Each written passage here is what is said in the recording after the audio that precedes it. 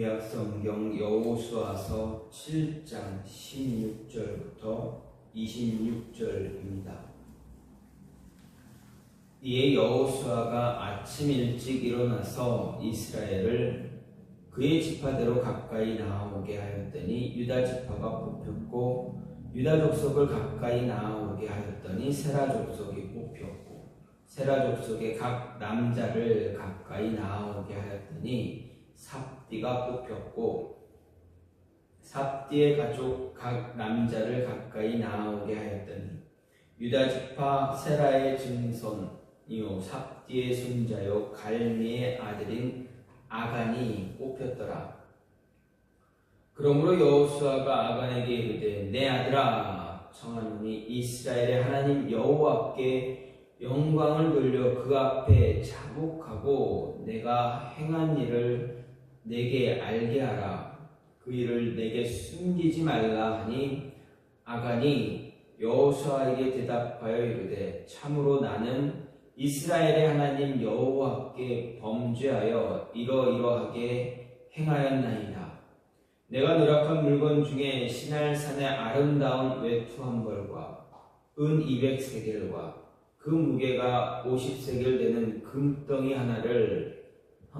하나를 보고 탐내어 가졌나이다. 보소서, 이제 그 물건들을 내 장막 가운데 땅 속에 감추었는데 은은 그 밑에 있나이다 하더라. 이에 여호수아가 사자들을 보내매 그의 장막에 달려가 본즉 물건이 그의 장막 안에 감추어져 있는데 은은 그 밑에 있는지라.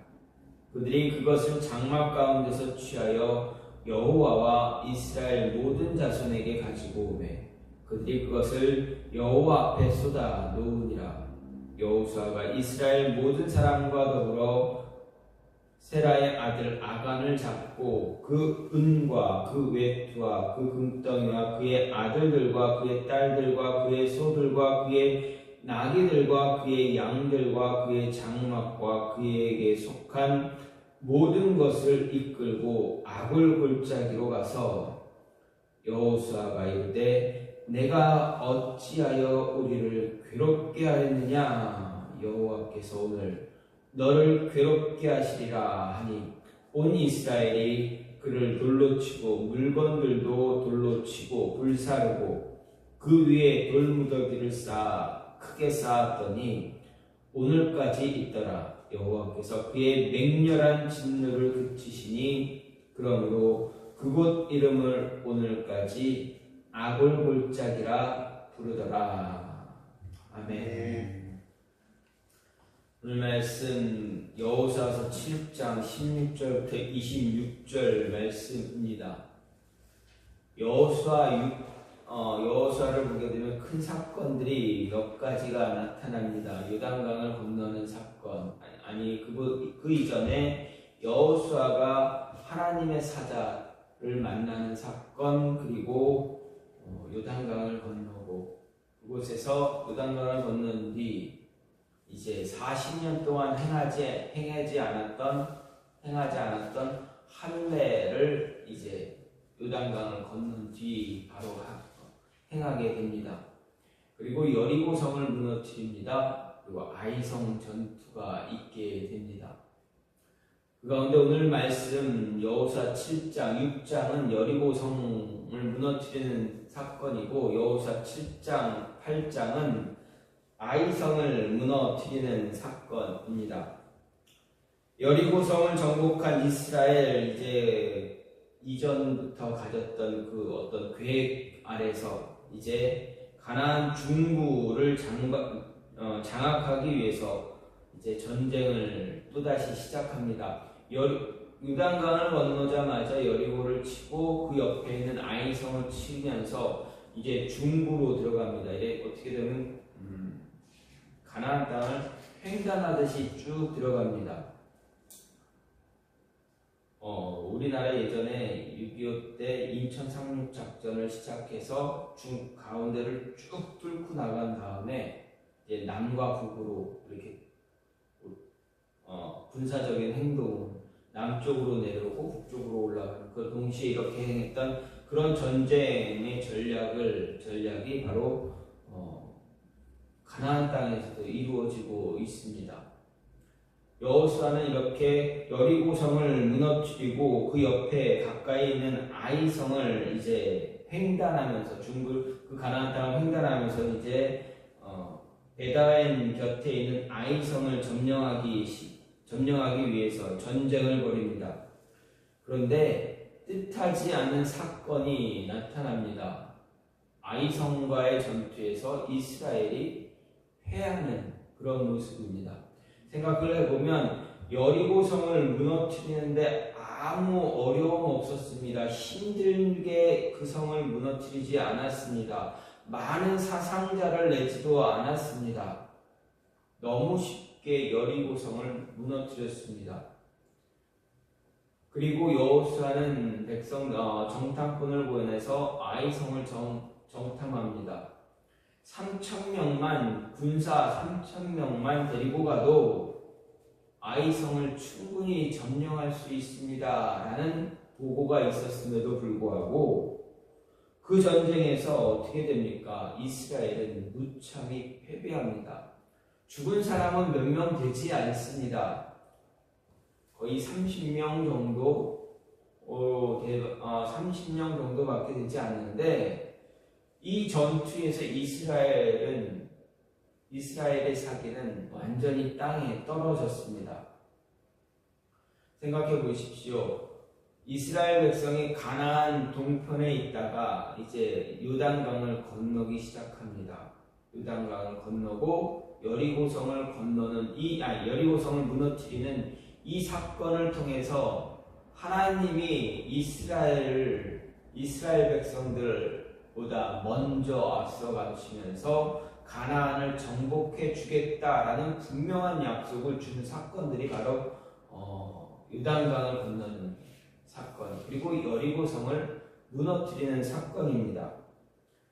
분명 하나님께서 이스라엘 백성과 동행하시고 그들보다 먼저 앞에 가시면서 모든 전쟁, 가나안 땅을 정복할 때 필요한 모든 것 다 주시고 제공해 주시고 모든 전쟁을 하나님이 먼저 하심으로 인해서 모든 전쟁 다 이기게 하겠다. 내가 너희로 하여금 가나안 땅을 정복하는데 아무런 어려움 없게 해주겠다라는 약속을 받고 이제 약속을 가지고 아이성을 향해서 진격을 했던 것입니다. 그런데 어떻습니까?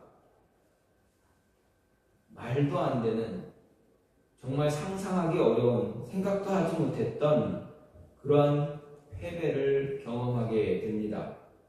철옹성과 같았던 여리고성을 무너뜨렸던 이스라엘 백성, 사기가 얼마나 하늘을 찌를 듯 했겠습니까? 그런데 갑자기 그 사기가 아이성과의 정말 보잘것없는 조족지혈에 불과한 아이성과의 전투에서 무참하게 패하게 됩니다. 하나님의 메시지 약속에도 불구하고 패한 전쟁이 아이성입니다. 그래서 여호수아뿐만 아니라 이스라엘 온 백성이 절망과 좌절에 빠지게 됩니다.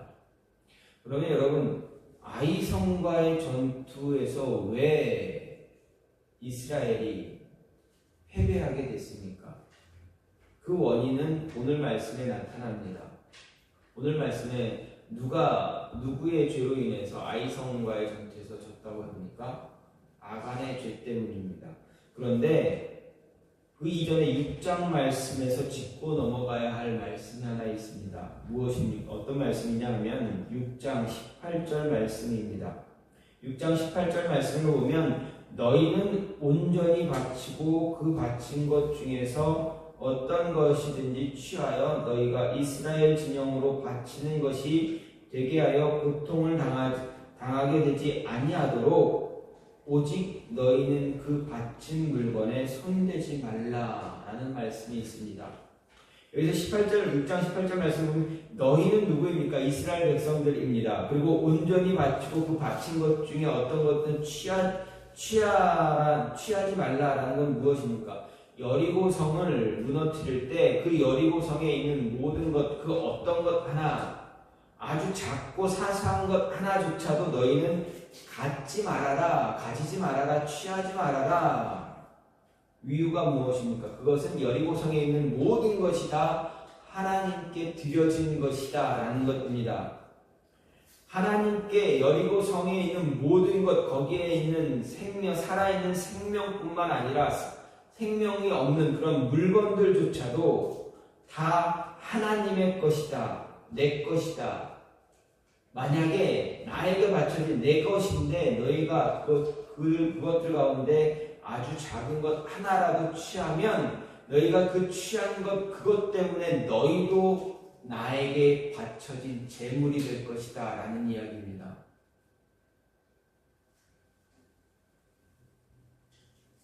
너희 여리고성에 있는 것들 중에 무엇 하나 훔치게 되면 훔친 것, 너희가 취한 것 때문에 이스라엘 온 백성, 전체 백성, 너희 이스라엘 백성, 너희 전체가 다 여리고와 똑같은, 여리고성과 똑같이 나에게 제물로 바쳐진 것으로 될 것이다 라는 하나님의 경고였습니다.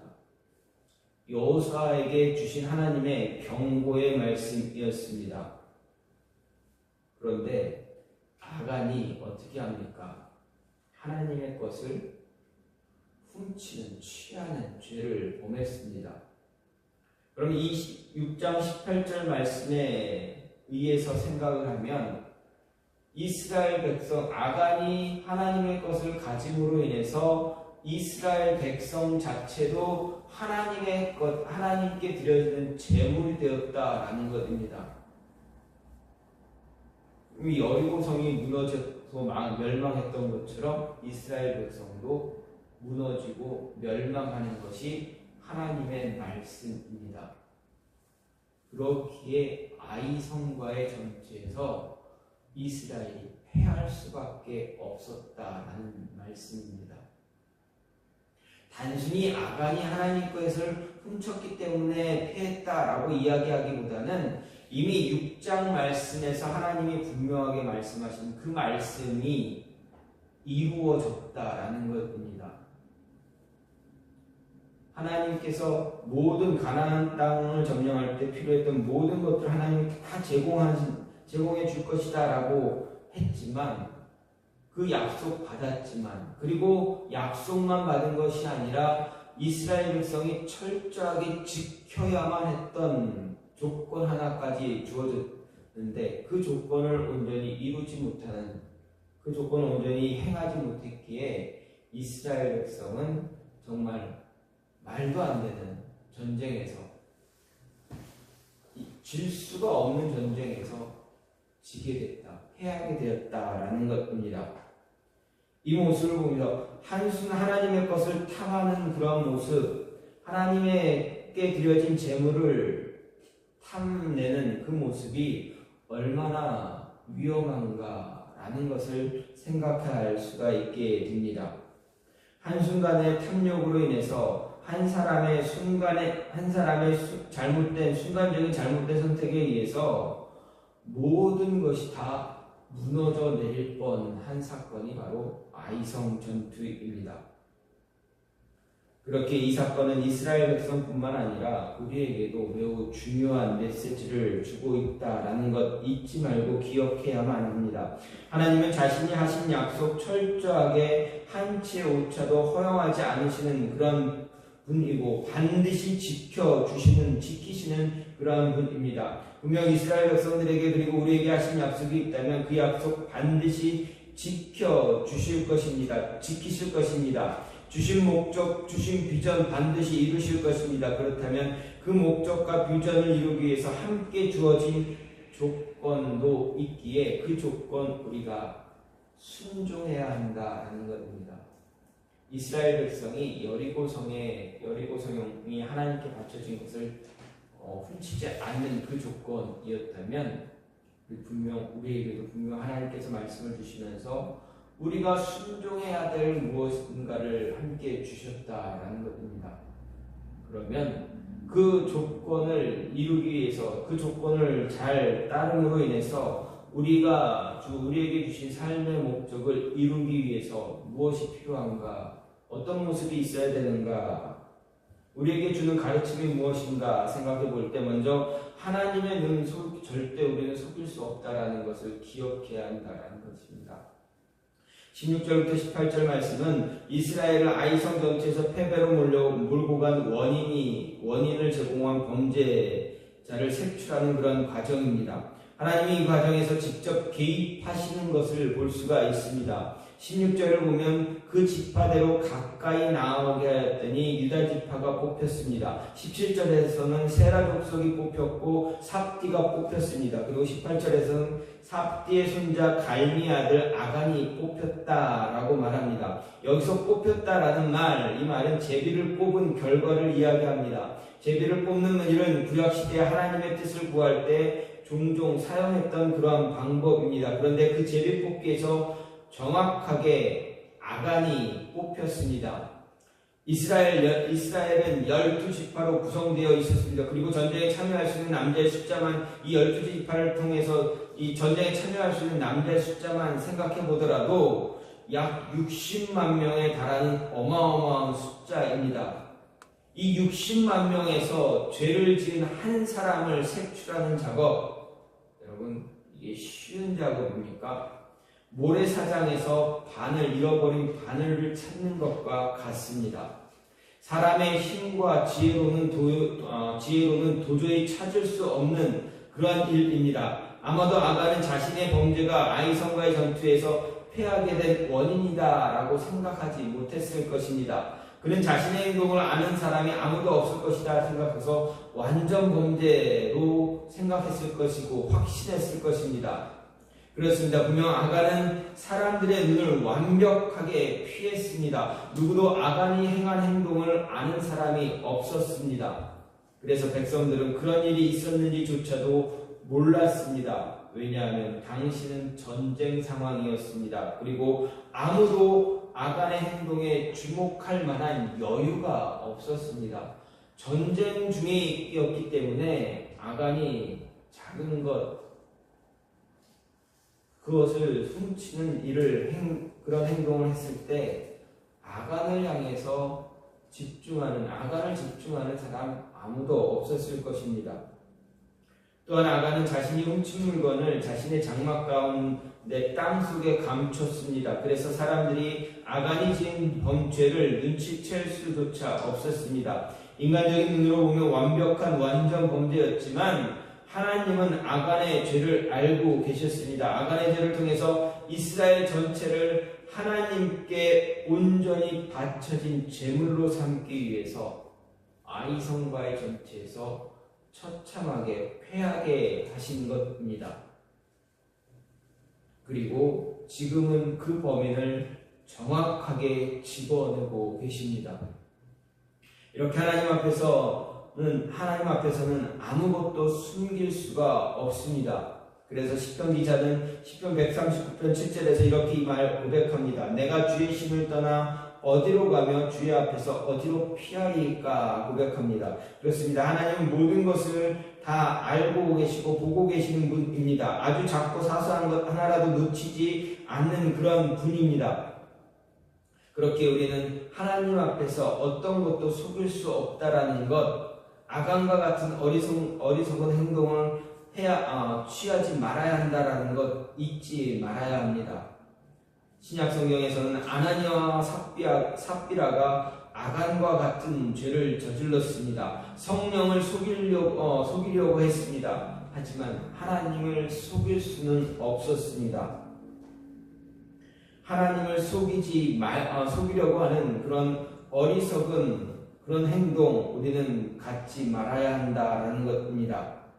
누구도 하나님을 속일 수가 없다라는 것 기억하고 하나님 속이려고 하는 그런 어리석은 행동 절대 갖지 말아야 합니다. 또 한 가지는 무엇입니까? 행동 조심하라 라는 것입니다. 오늘 말씀을 통해서 우리에게 가르침을 주는 것, 하나님의 뜻을 이루기 위해서 우리에게 가르치는 그러한 모습은, 가르침을 주는 모습은 우리의 행동 하나하나 매우 조심스럽게 해야 한다라는 것입니다. 다시 말해서 한 사람의 행동이 공동체 전체를 무너뜨릴 수 있다라는 것입니다. 16절 말씀을 보면 이스라엘을 그 지파대로 가까이 나오게 했다라고 분명히 말합니다. 이 자리는 하나님의 거룩한 백성의 공동체를 더럽힌 한 죄인을 찾는 자리입니다. 하나님은 범죄한 한 사람만 불러내실 수 있었습니다. 아간만 딱 집어낼 수가 있었습니다. 하지만 이 일에 이스라엘 백성들 모두를 모이게 하셨습니다. 비록 12지파 중에 한 지파에 속한 한 사람이 범죄한 것이지만 단지 한 사람만의 일이 아니다라는 것을 보여주기 위해서였습니다. 다시 말해서 이스라엘 모두가 이 일에 관계되어 있다라는 것입니다. 아간 한 사람의 범죄로 이스라엘 전체가 고통을 당해야 했던 이유가 바로 이것입니다. 즉 언약 공동체인 이스라엘에서 그 구성원 한 사람은 공동체 전체와 뗄래야 뗄 수가 없는 그런 관계에 있다라는 것 분명하게 보여주는 장면입니다. 아간은 자신의 범죄가 이스라엘 공동체 전체에 미친 영향을 몰랐을 것입니다. 아니 하나님의 거룩한 백성의 공동체 개념을 모르고 있었을지도 모릅니다. 자신이 공동체 전체를 대표하고 자신의 행동은 공동체 전체에 영향을 미친다라는 것 그는 깨닫지 못했을 것입니다. 그저 이스라엘에 속해 있는 한 사람으로 인식했을지도 모릅니다. 하지만 다른 모임은 몰라도 하나님의 백성 공동체는 단순한 모임이 아니고 한 모음이다라는 것입니다. 그래서 신앙 공동체에서 한 사람은 전체를 대표하고 한 사람의 행동은 공동체 전체에 영향을 주고 있습니다. 신앙 공동체에서 한 사람은 그만큼 중요하다라는 것입니다. 한 사람의 죄로 인해 온 인류와 세상에 저주가 임했던 것처럼 그리스도인 한 사람의 죄로 인해서 그리스도인 전체가 욕을 먹기도 한다라는 것입니다. 더욱이 하나님의 이름이 모독받기도 합니다. 하나님을 망령되게 하기도 합니다. 전도의 문도 막히게 됩니다. 우리는 이런 모습들을 참 많이 경험했습니다. 내가 직접 경험하게 하지 않았을지라도 내 주변에 있는 또 나는 알지 못하지만 그래도 같은 그리스도인이었기 때문에 하나님을 믿는 사람들이라는 이유 때문에 전도의 문도 막히고 하나님의 영광도 가리게 되는 그런 모습들 우리는 많이 보아왔고 경험했습니다. 예수 믿는 사람들 때문에 예수 못 믿겠다라는 사람들도 있습니다. 예수님은 분명 우리를 산 위에 있는 동네라고 말씀하셨습니다. 그 말씀은 물론 공동체 전체에게 하신 말씀이기도 하지만 그리스도인 저와 여러분 한 사람 한 사람에게 하신 말씀이기도 합니다. 그 의미는 우리의 일거수일투족이 세상 사람들에게 노출되어져 있다라는 이야기입니다. 모든 사람들이 예수 믿는 우리를 주목하고 있습니다. 사람들은 우리의 행동에 대해 대단히 예민하게 봅니다. 사실 다른 종교를 가지고 있는 사람들이 어떤 죄를 범하면 대충 넘어가기도 하지만 그리스도인들이 죄를 범하면 그렇지 않습니다. 어떻게 하나님 믿는 사람, 예수 믿는 사람이 저러나 라고 이야기하기도 합니다. 반대로 한 사람의 착한 행실은 하나님과 교회의 영광이 되기도 합니다. 예수님은 우리에게 너희 착한 행실을 인하여 하나님 아버지께 영광 돌리게 하라 라고 분명하게 말씀하셨습니다. 우리는 예수님의 빛을 반사하는 사람들입니다. 사람들이 우리를 통해서 예수님의 빛을 발견할 수 있어야 합니다. 우리가 선한 일을 하면 사람들은 말합니다. 역시 하나님 믿는 사람, 예수 믿는 사람 뭔가 달라라고 이야기하기도 합니다. 따라서 우리는 우리의 행동 하나하나에 매우 신중하게 생각하고 쉽게 대충 행동하지 말아야 한다라는 것입니다. 말 한마디 행동 하나가 얼마나 큰 파장을 일으키는지 우리는 말씀을 통해서도 알 수가 있듯이 우리의 행동 조심하고 내 행동 하나 때문에 내가 속한 공동체가 무너질 수 있다는 것 기억하고 늘 조심할 수 있어야 합니다. 행동을 조심해야 하나님이 우리에게 주신 삶의 목적, 비전도 온전하게 이루어갈 수 있다는 것입니다. 마지막으로 보는 것 역시 잘 다스려야 합니다. 우리의 눈, 우리 스스로 잘 컨트롤할 수 있어야 한다는 이야기입니다. 21절 말씀을 보면 아간은 그가 취한 물건과 관련해 보고 탐내어 취했다 말합니다. 즉 아간의 범죄는 보는 것으로부터 시작이 되었던 것입니다. 아간의 눈에는 여리고성에 있던 그 보화, 그 아름다운 옷, 그 눈에 그것에 자신의 눈이 유혹에 빠졌습니다.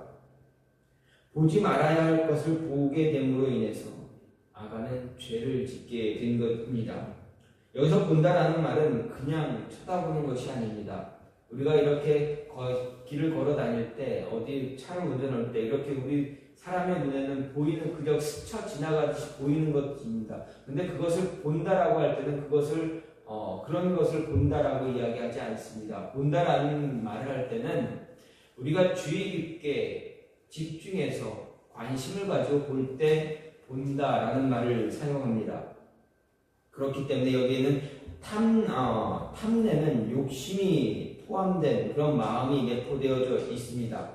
어쨌든 사람이 보지 말아야 할 것을 보게 될 때 죄를 저지르게 됩니다. 범죄에 빠지게 되게 됩니다.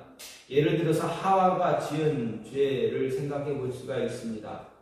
뱀이 하와를 유혹합니다. 동산 중앙에 있는 나무의 실과 먹어보라 유혹합니다. 그 전까지 과연 아담과 하와는 동산 중앙에 있는 하나님께서 말씀하셨던 그 중앙에 있는 나무 과연 안 보았겠습니까? 그들의 눈에는 안 들어왔겠습니까? 분명히 들어왔을 것입니다. 그 열매도 보았을 것입니다. 그러나 그 열매에 관심을 갖고 보지는 않았을 것입니다. 뱀의 유혹에 의해서 하와는 하나님이 먹지 말라, 쳐다도 보지 말라라고 했던 그 나무의 실과를 관심을 갖게 됩니다.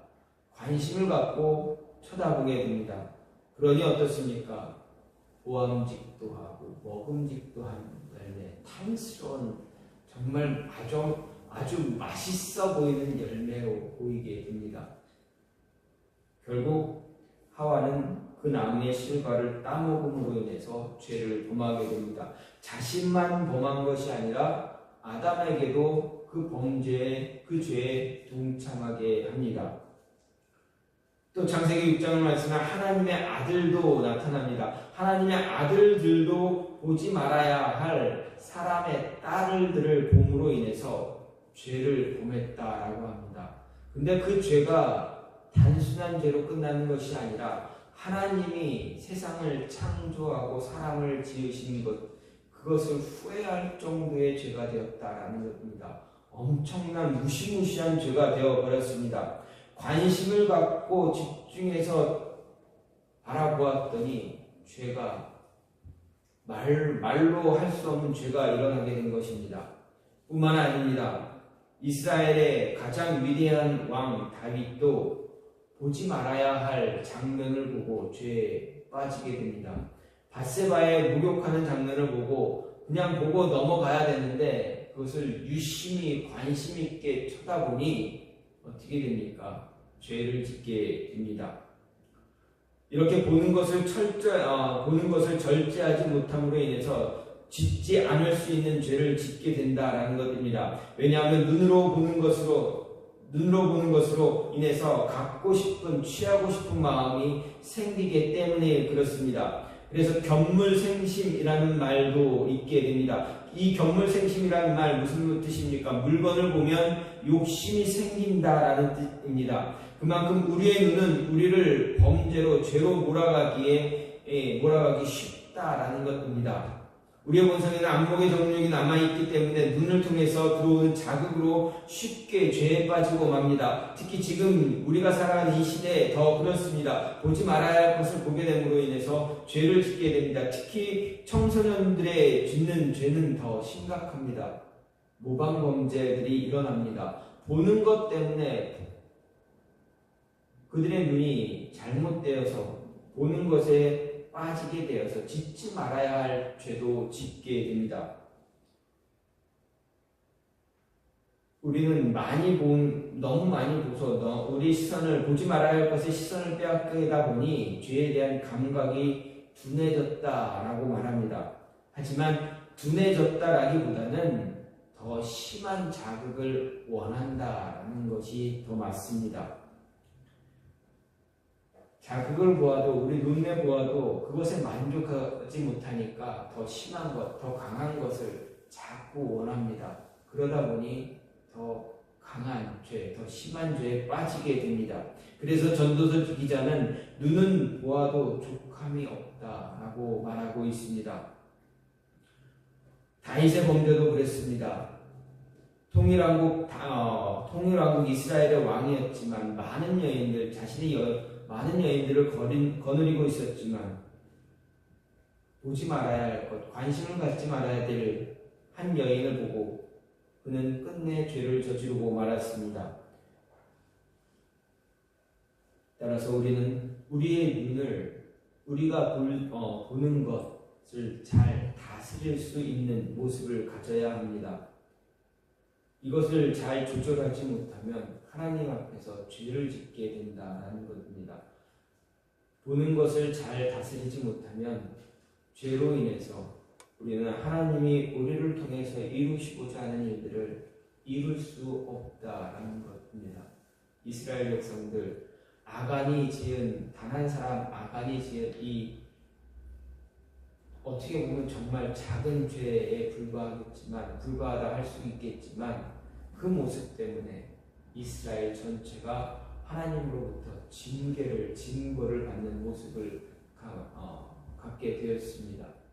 하나님이 이스라엘 통해서 이루시고자 하는 그 비전, 그 목적 이스라엘이 이루지 못할 뻔했습니다.